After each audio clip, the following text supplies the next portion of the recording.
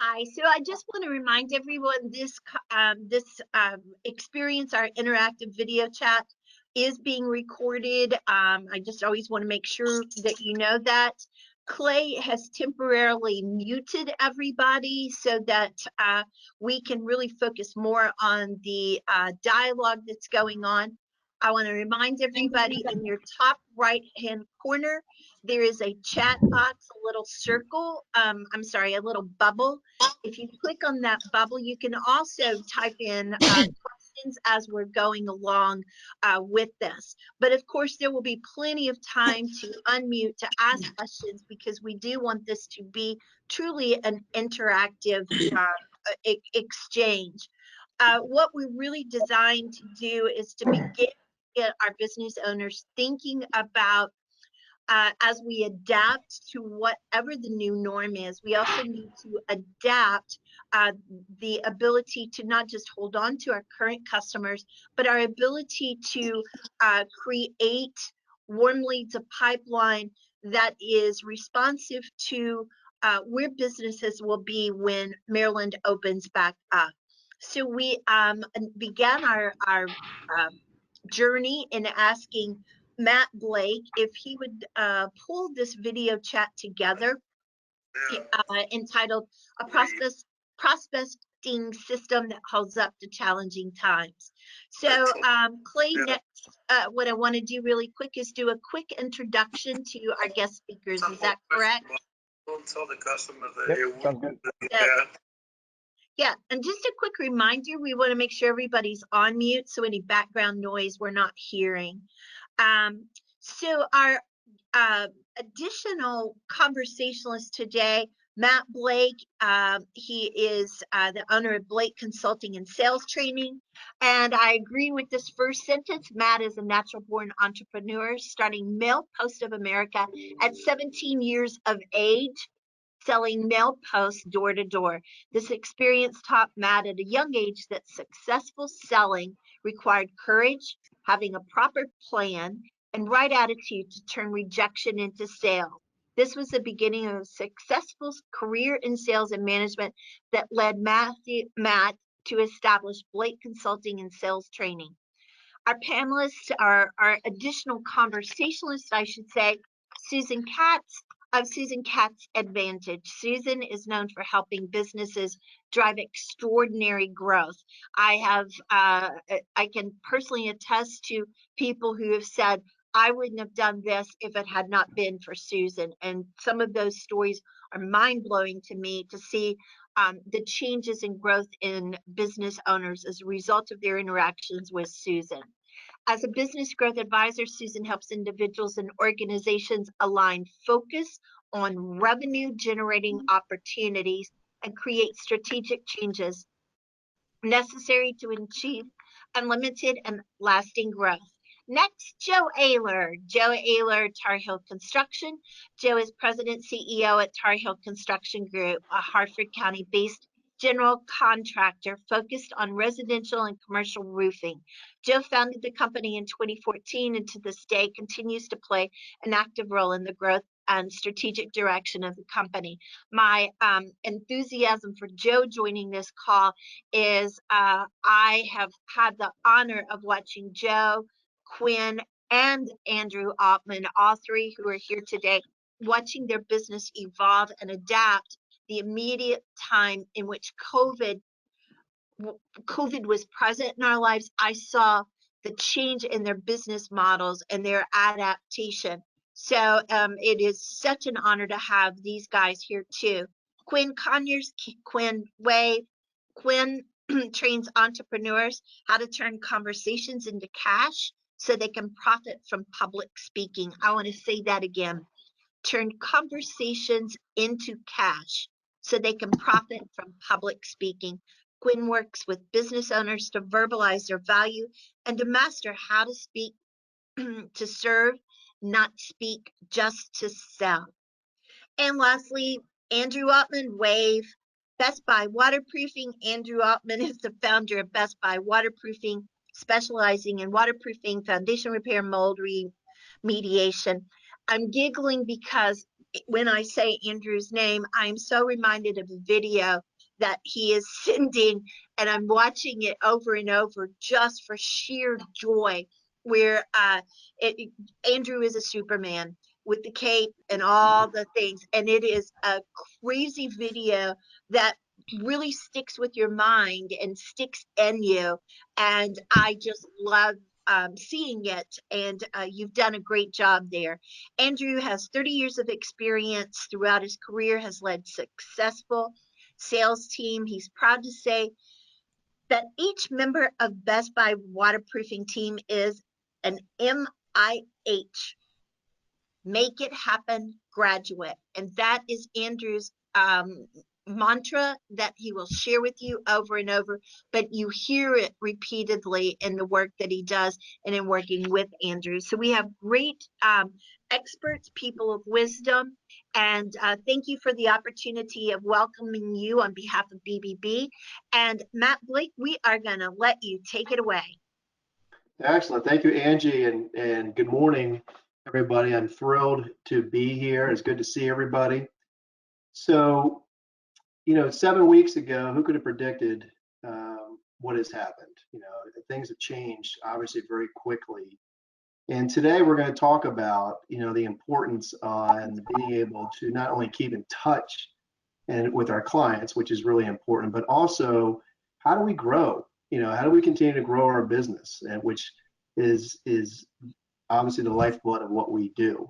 And with everything that's going on in the marketplace, and how can we remain sensitive to what's happening in the marketplace, but at the same time, how can we as business owners and salespeople be also helping our clients solve problems, be there for them.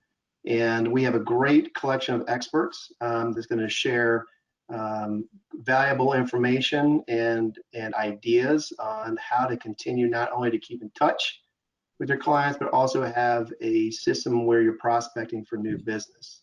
And prospecting in general is not easy. I mean, it's one of probably the hardest behaviors that we all have to do. It's not, for most of us, it's not one of the most favorite things we have to do as well. So even with what's going on now in the marketplace, it adds another layer of it's another layer of that we have to deal with in order to not, like I said, not only stay in touch but grow our business. So I think it's probably a good place to start is to talk about ways to keep in touch with our clients. Why is it important? And obviously we're in a new norm, so to speak, of communicating through video, and that's been the way it's been for the last 7 weeks. So I think what I'll do is we have we have a number of good questions already submitted for our experts. So I think I'm gonna go ahead and start with Susan. And Susan, from your perspective in dealing with connecting with clients, what are some of the ways or suggestions that you would have that would be good ways to keep in touch with our clients, and why is it important that we do that now? Yeah, I think it's really important right now because people need, well, from my perspective as a business and executive coach, people need the support right now. Everybody feel if you're operating on your own, people feel very alone.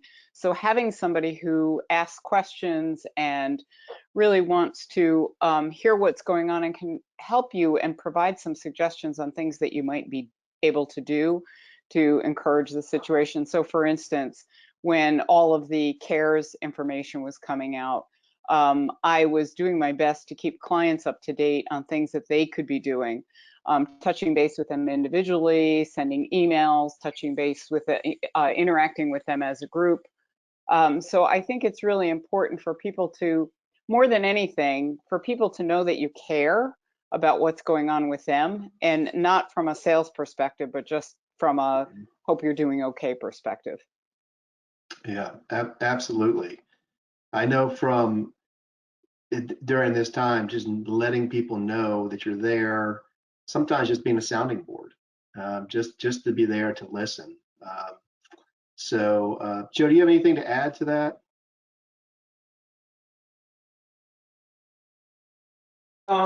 Yeah, I think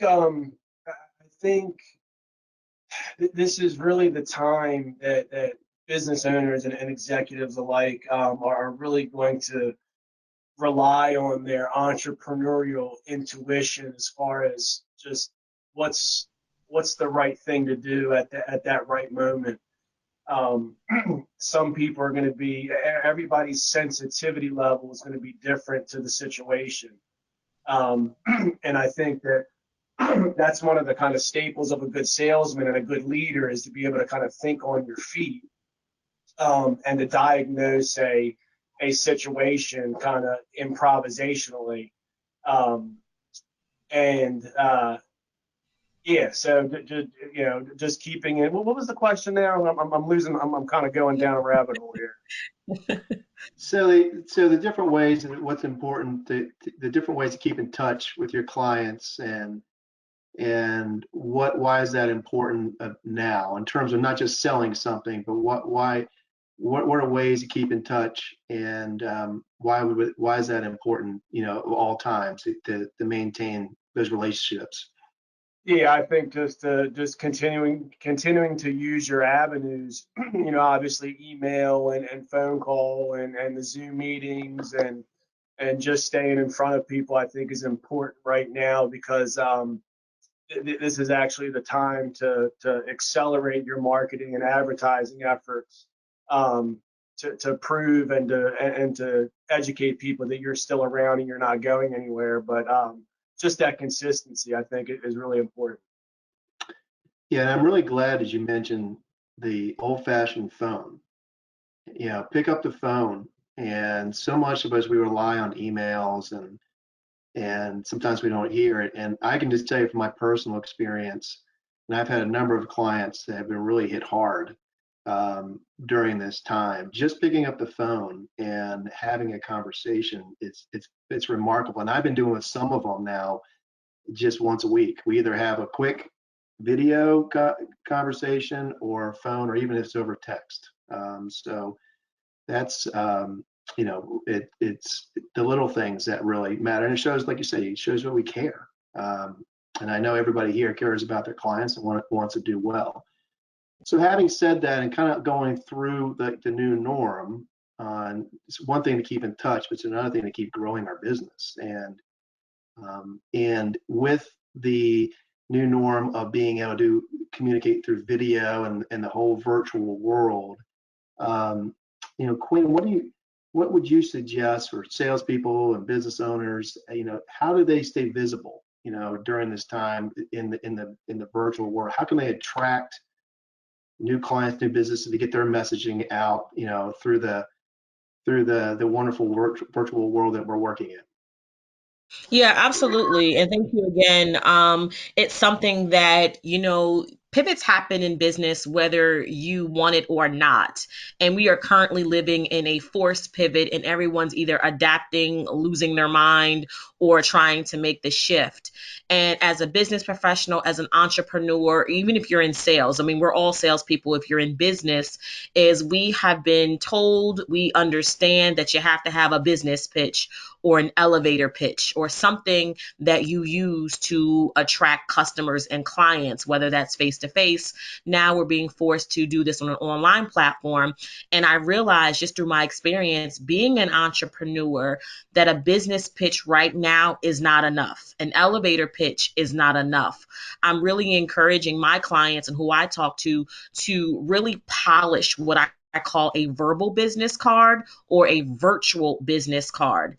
And that is a clear, concise, and compelling way to really answer the question, what do you do? And to use that every time you do go live, or use that when you have an opportunity to introduce yourself. Because when you can articulate and enunciate the value that you offer, the client that you can truly super serve, and the result of working you in under, a couple of seconds or 10 seconds or a few sentences, your value as a leader, your value as an entrepreneur, as a sales professional cuts through the noise. So don't just focusing on telling people what you do, tell them in what I call your verbal business card, the result and the benefit of working with you. And I see a lot of people missing that mark. I see a bunch of Zoom meetings, a bunch of, online platforms, but the way that the entrepreneur is explaining what they do is actually not in a way that truly conveys the value to their customer or client.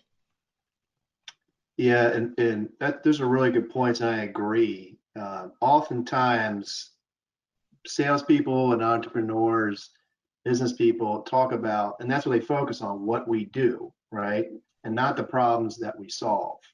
And anytime, we're talking about, whether it's your elevator pitch or what I would call a 30-second commercial, the reality of it is that anybody we engage, they really want to know the kind of problems that we solve.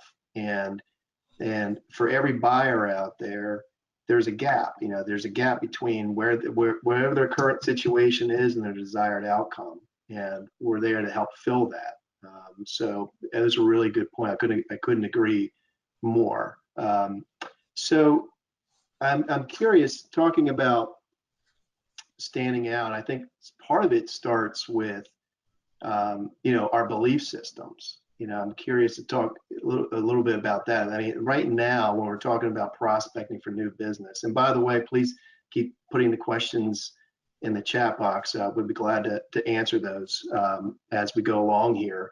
One of the things that is important for us to understand is that during this time, a lot of people that I've come across anyway, they have this belief right now it's not a good time to be promoting their business or looking to grow their business or increase their pipelines.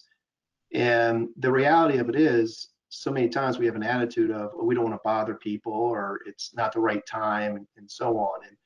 And I think if we take a belief system, an attitude of that we are there to solve problems, our products and services bring great value to the marketplace, and really the world needs problem solvers right now, that can lend a very strong way to not only get your message across, but to prospect for new business. Because let's face it, we still have to grow our business, and also people need our products and services as well.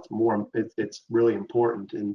And so, Andrew, do you want to shed some light on, I know you deliver very valuable, what you do, products and services. So do you share kind of some ideas on, now as you grow your business, kind of the mindset that you take and how you prospect for new business that brings value to the marketplace, even during this time? I treat this like no other time, as in my opinion, it's recession proof, it's bulletproof. I have some pessimistic friends who said people are not gonna let me in houses, let my guys in houses, how everything is gonna be terrible. And I told them at the beginning of the month that I set a goal, and I told them no matter what, I'm going to meet that goal.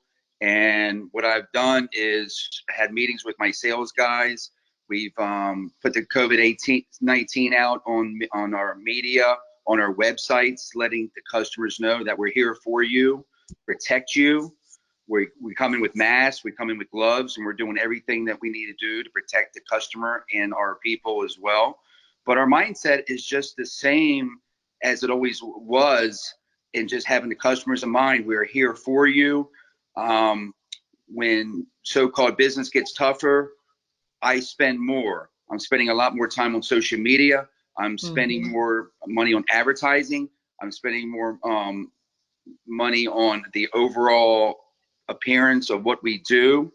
And what I do now, after every single job installation, I get the customer on the phone, and they sign a survey when they're done. And I expect nothing but excellence, but I want to talk to the customers when we're done to hear it from themselves, and let them know, if you could give us a 5-star review on social media, I would really appreciate it. It goes a long way. So I'm talking to everybody on every single job. Now I'm stopping by jobs with masks on and gloves on, just to let everybody know that I'm involved in the community as well. But more important, I just want to let everybody know out there, wherever I advertise and wherever the social media, that we're here for you. Without customers, we don't have businesses. And I've been around so many owners that they take it for granted, and they complain about this, they complain about that. Without customers, we're nobody. So we're here for everybody. and everybody in our team respects that.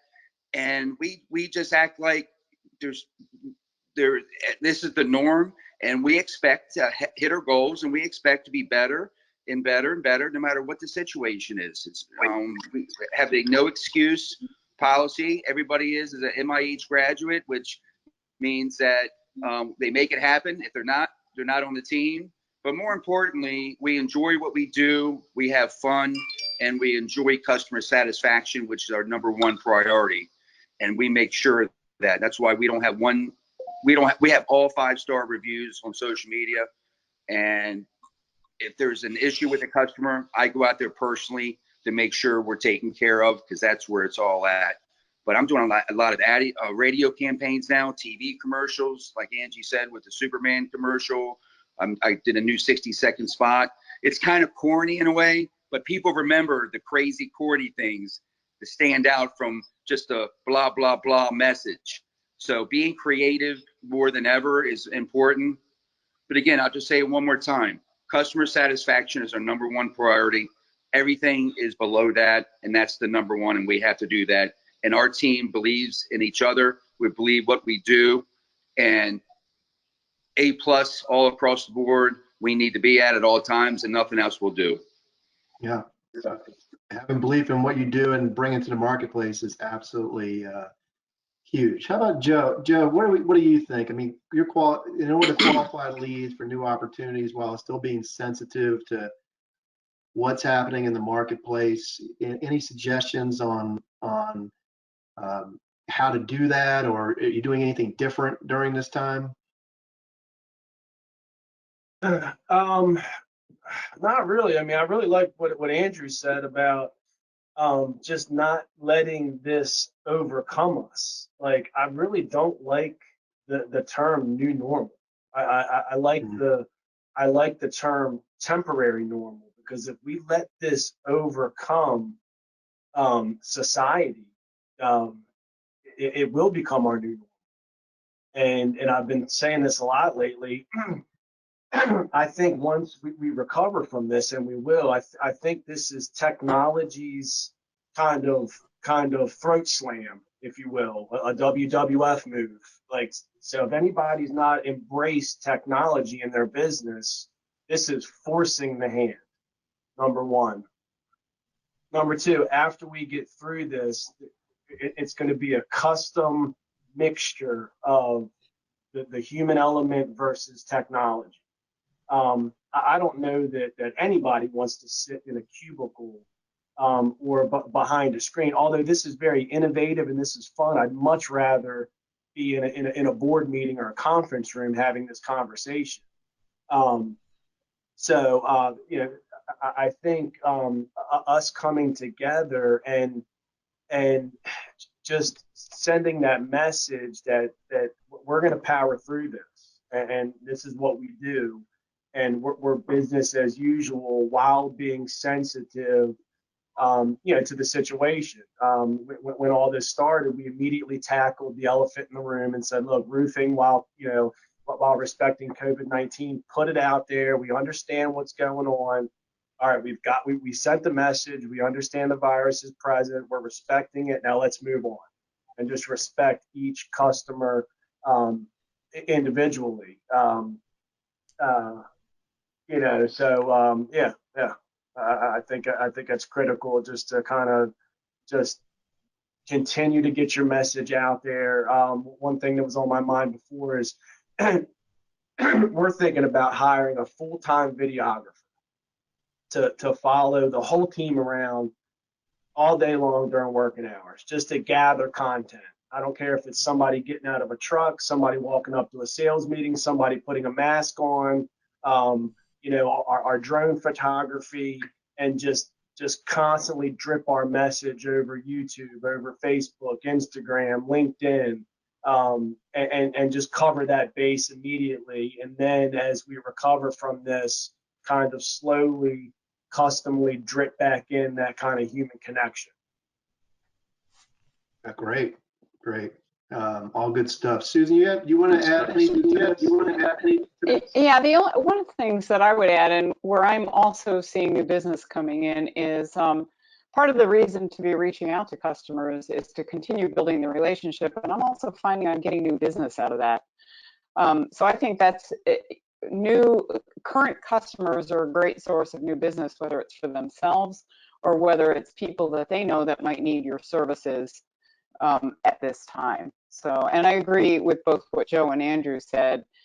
I like the term temporary normal. I haven't heard that one, and I think I'm going to adopt that because we will get past this. We've gotten past lots of other things, and it's just making sure that you're able to solidify your relationships and keep business going and be able to build. What I'm thinking about right now is I normally would have been out doing a lot of networking and building business for later this year and early next year. And so how do I go about doing that to make sure that I don't hit a down pocket at some point?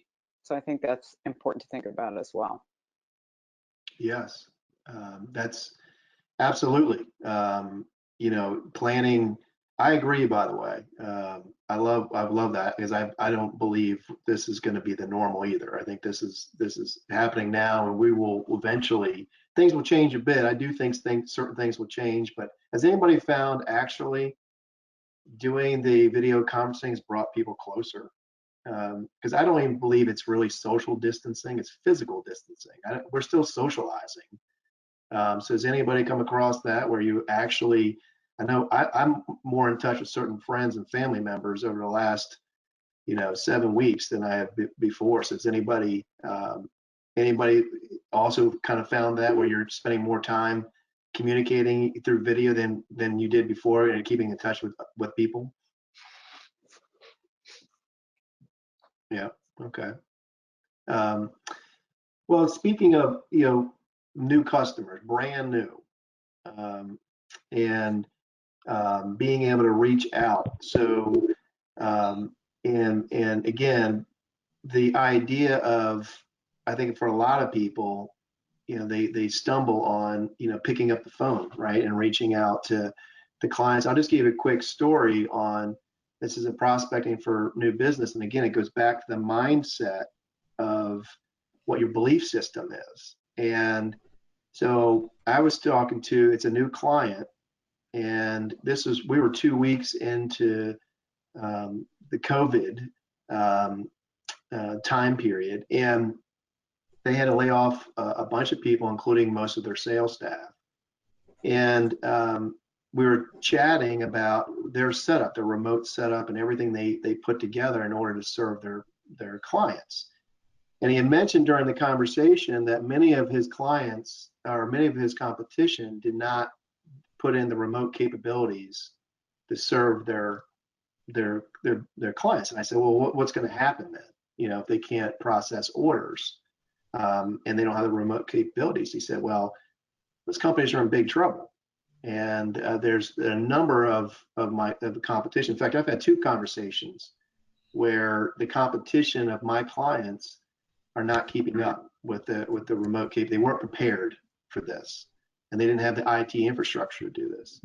And he said, but you know what? We don't want to reach out to people. We don't want to. It's not the time to look for new business and so on and so forth. And I asked him the question, well, why not? And kind of going into what Joe said and Andrew is, stay in the mindset that I said, what's going to happen to all the customers that these companies can't serve? What happens to them if they can't get their orders processed? And he kind of thought about that for a second. And I said, is it a golden opportunity actually to go back to these people and start reaching out to even your pipeline to see how things are going with their work, and whether or not you're there, you're up and you're operational, you're working, you're processing orders, and is now the time that there's an opportunity. So I mean, one big thing that I've always lived by is every time there's a problem, there's an opportunity.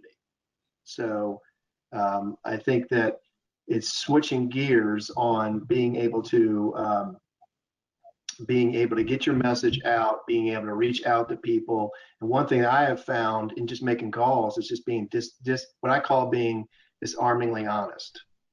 If you're going to make a cold call, tell them you're making a cold call. And if it's not the right time, I get it. And And in the end, if otherwise, do they have 30 seconds to maybe talk and to decide whether or not there's something we might be able to help them with. So, it's really important that whole mindset. So I'm curious, Quinn, on getting messages out online. So if you're not using phone or whatever, in different ways to be able to continue to connect with people, what are ways that what are ways that business owners can get their message out, with all the influx of everybody is now doing more on LinkedIn and more on online, so to speak. So what are ways that you still can get your message through, again, with the increased activity that's happening, whether it's virtual or online? Yeah, good question. I'm also going to dabble into the question that you just mentioned before, in regards to overall, just business owners are a little bit afraid to even ask for the business. And what I'm telling my clients is, number one, right now is a great time to community build, relationship build, or tribe build. So you have the ability to literally create a group of customers, clients, people checking you out. There's groups on LinkedIn, as well as there's groups on Facebook that you can have, a gathering of the people that could benefit from your service in one place. Now you have to nurture that group and not just, sell them, but, provide tips and tools on how they can navigate this temporary normal. I like that too. I'm stealing it because I was getting so sick of the new normal. I'm just like Angie. I'm an extrovert and I'm dying. I need a hug. I need a handshake. I need something. So I can't wait till this lifts. But I think it's some obvious things too. I think that in business, we've all been taught that, to really solve a problem. I've heard that since, college, graduate school, solve a problem. And what I'm want to encourage people too, that there's two ways that you can really make money in business or as an entrepreneur. Yes, you can solve a problem, but you can also feed someone's passion. The amount of wine subscriptions have doubled. I think it's tripled at this point. So many people are missing their wine. Now, it could be a problem or it could be a passion. You can choose whatever one you want to. I'm not here to judge. But what I'm saying is there's someone who has a wine delivery service who somebody else is passionate about it, can't get to the store, and now they've capitalized off of that. So I just encourage people to think about, is it a problem that you're solving, or is it a passion that you're feeding, and go through it that way? Another way that I feel like you can obviously still build clients and customers and attract them is not prejudging their financial situation. Mm-hmm. We don't want to be a burden. We don't know what's going on. We don't know if they have the money, but they could absolutely have the money. Some people, yes, jobs have been affected, but some people, their income has not changed and they're just working remotely. So they have extra money because they're not eating out as much. They have money because they haven't had to fill up the gas tank only twice in the last couple of weeks. So just being mindful that we can't operate our business out of fear of what the customer or client may not have. And then last but not least, just overall monitoring, your language. I have something that I teach my clients about using luxury language and not discount dialect when they are speaking to attract and not repel clients.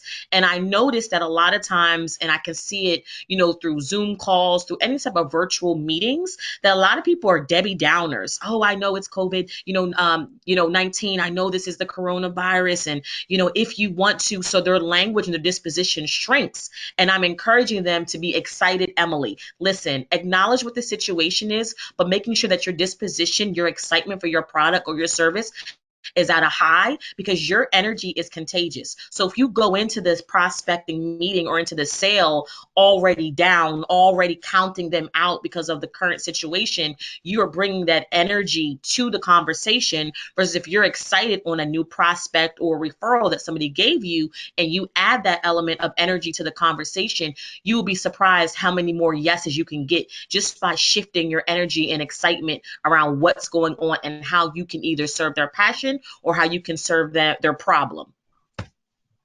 Yeah, absolutely. I wish I could have that. Oh, this is recorded. Thank God. That was good. I really like that. You know what I can't stand? I can't stand people in the marketplace that want to try to take advantage of this coronavirus giveaway, or whatever. Stop it. Like, Mhm. just don't. I like what was the line? Luxury. What was it? Oh, luxury language. I like that. Yeah. And I really like that a lot. I do. I really like that a lot. Well said, Quinn. I like that. Well, you gave me temporary normal, so we're even.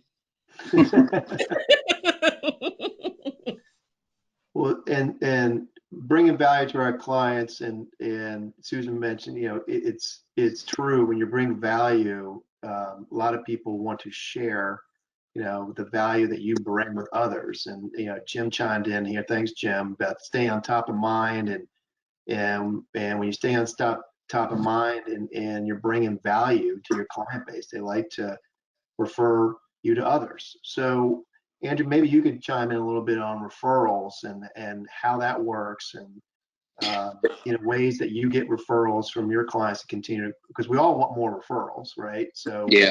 what are some ways that you could suggest to go out and get more referrals? Well, what I do on a customer survey, when they sign everything, I don't make them.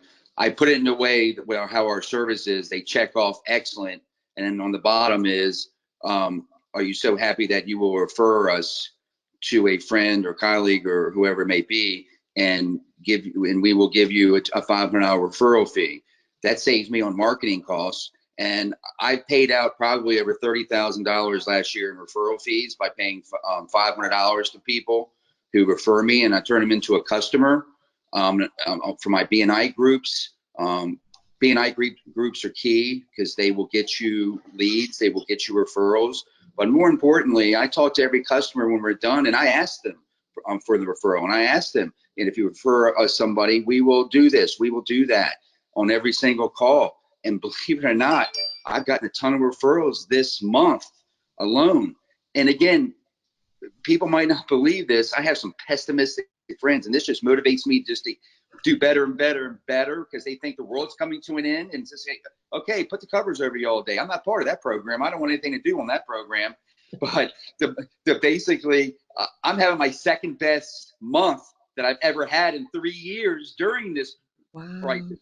So it tells me that do the right things, believe for what you do, have, like Quinn said, be passionate. And if you live it, I live this stuff. It's in my blood, and I'm a passionate individual. And if I'm not making everybody 120% satisfied, I can't sleep at night. I have an issue. So I contact every single person we do business for, and I ask them for the referral, and I'm willing to pay them for the referral. And I have people who I get referrals every single month from the same people because they're making money off of it, and it saves me on advertising costs. So it's a win-win for everybody. And I put my social media reviews out everywhere. I post them because documentation beats conversation. So with that out there, asking for the referrals, having the passion, getting it out in the community and doing everything, it's there. It's documented, and people see that. And like Quinn said, it's repetition sells, and it's contagious. I want to be on the MIH side. Everybody rah, rah, rah. Not with some of my so-called friends who are sleeping in every day, gaining 38 pounds, even though I'm gaining 2 pounds anyway. Don't get me wrong. I have my own issue. I'm running a marathon in October, and I need to lose 30 pounds. I have my own issues, but I don't let anybody know that, except when people see me, they say, oh, you gained a little bit of weight. Well, that's okay. It's called prosperity, because I'm working very hard right now. So that's prosperity at this time. But I choose to be on the opposite side of the spectrum, getting like Joe said, temporary norm. I really dislike that norm routine as well, because it is going to change people's lives, and you're going to see people wearing masks and doing things, whatever the case may be. But that's fine. I'm part of the solution, and I'm going back like how it ever was, and it's going to even be better. In the spirit of time and recognizing what time it is, Matt, I just want to make sure you have time to get to a few remaining questions. Okay. So let's see here. Okay, we have a few questions in the chat. The first being, if now is the time to accelerate marketing efforts, but marketing can often require money. What are efficient ways to market to customers and prospects?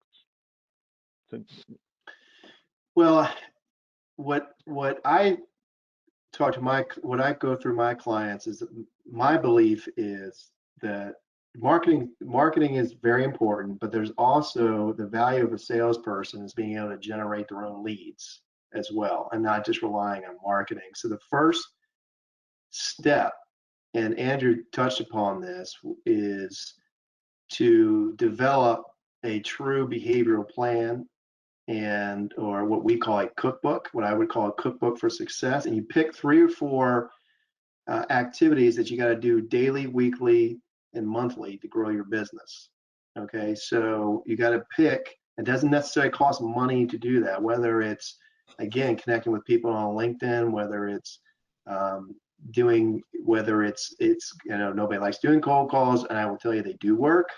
Just got to do it the right way. But cold calling, again, and breaking it up where you're doing it in 4 areas. You should have 4 things you should focus on. One is, what do I need to do to keep my clients? What are my activities I have to do to keep?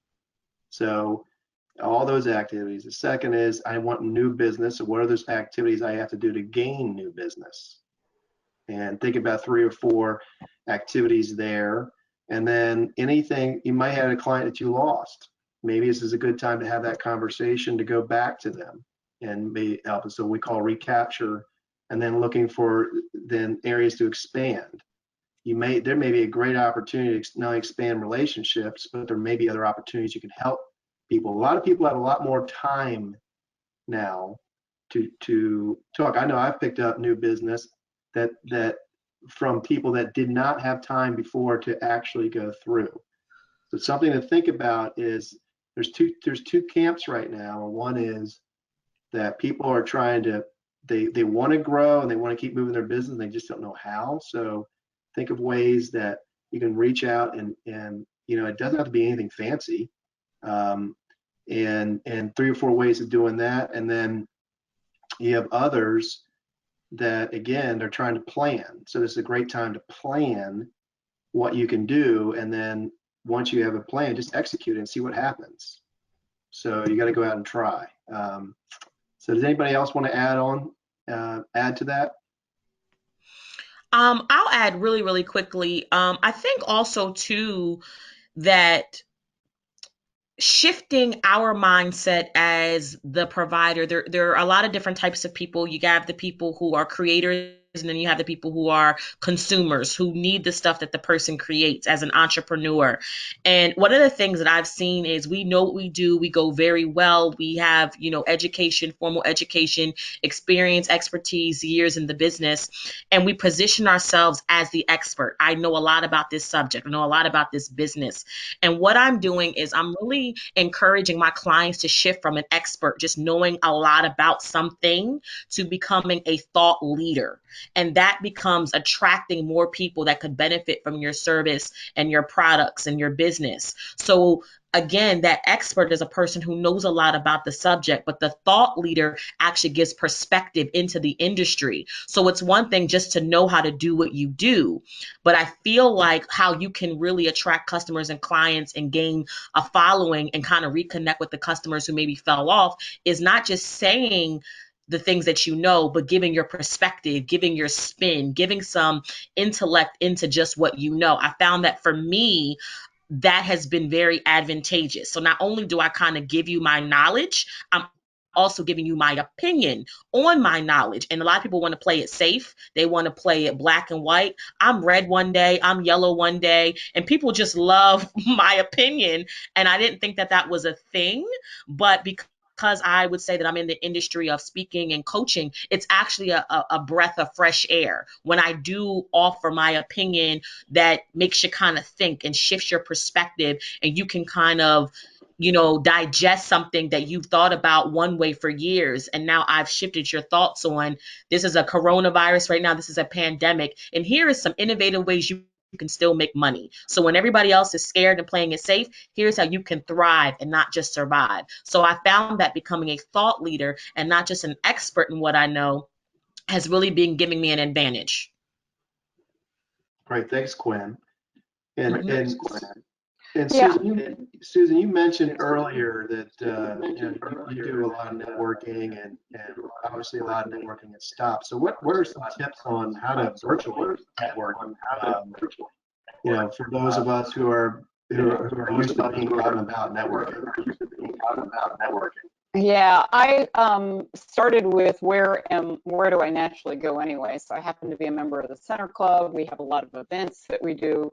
So I immediately suggested one of the groups that meets. I run a business owner best practices group at the Center Club. So we immediately moved to virtual on that, and we keep tinkering with how to structure it.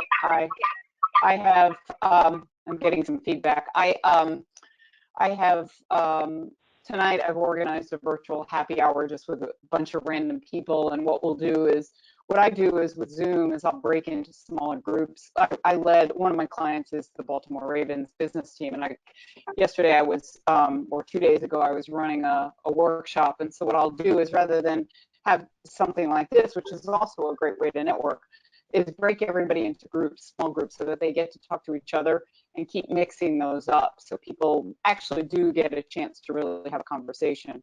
So it's just I've got a book club, we're doing that virtually. So it's continuing to do the things that I would have done when I was out and making sure that we keep the conversation going and find out how people are doing within that context. I think BBB has done a great job of keeping the business community connected and providing really good information as well. Great. Does anybody else have anything to add to that? Yeah, I do. I like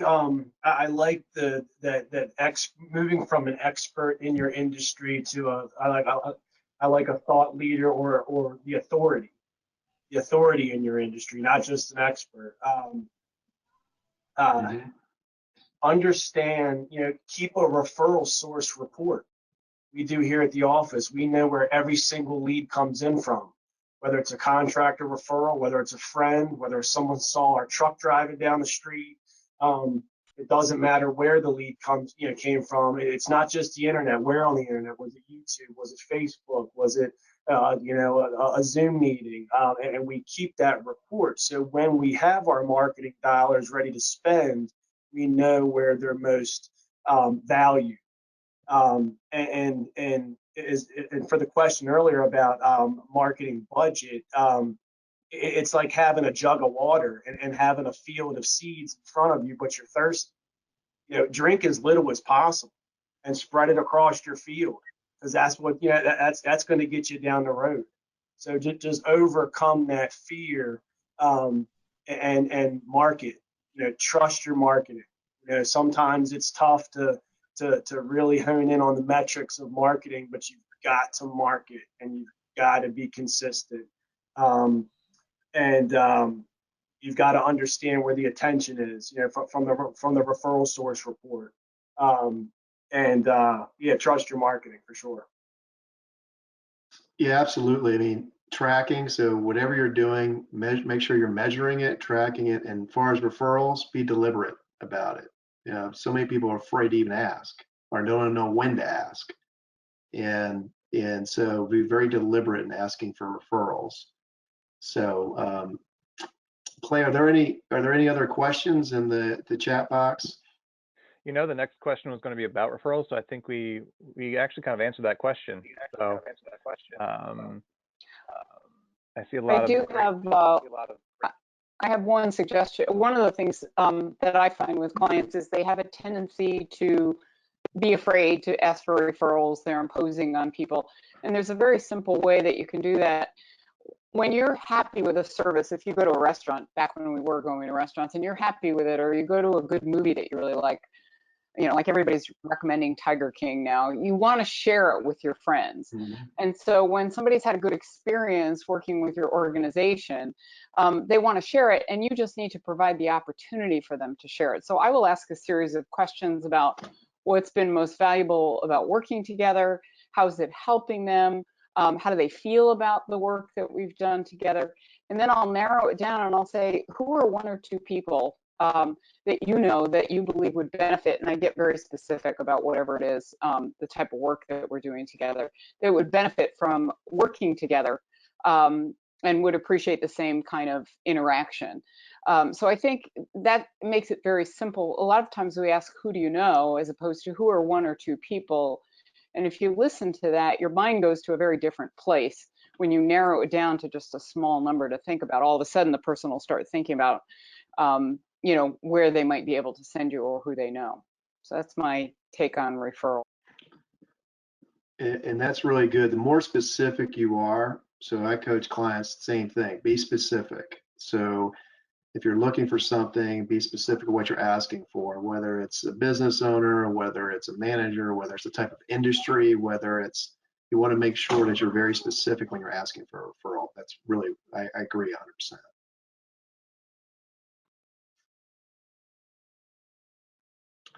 So Angie, do we want to keep going? I know we're running close to time here.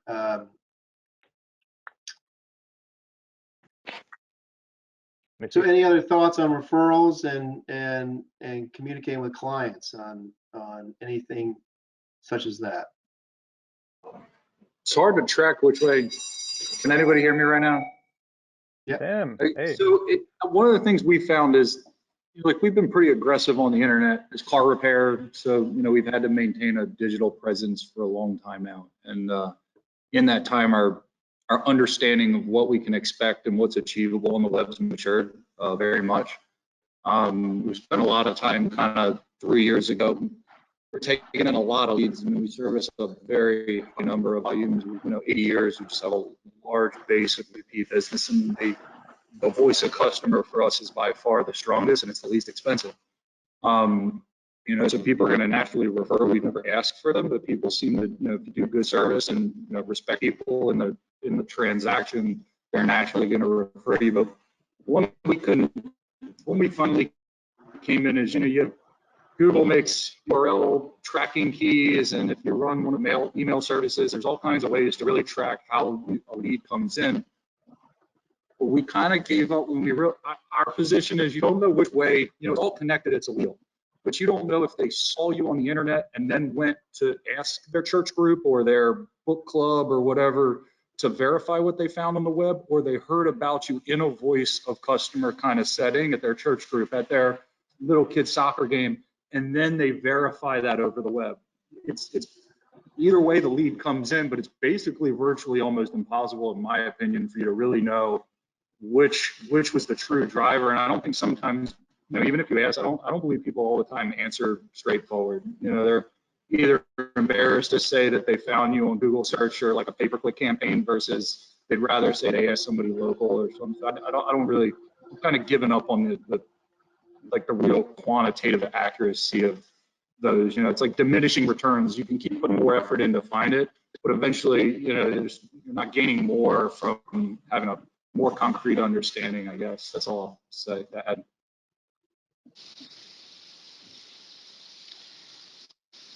Thank you, guys. I have enjoyed listening to everybody over the last hour. I was still working. So. Well, thanks, Tim. Thanks for jumping in.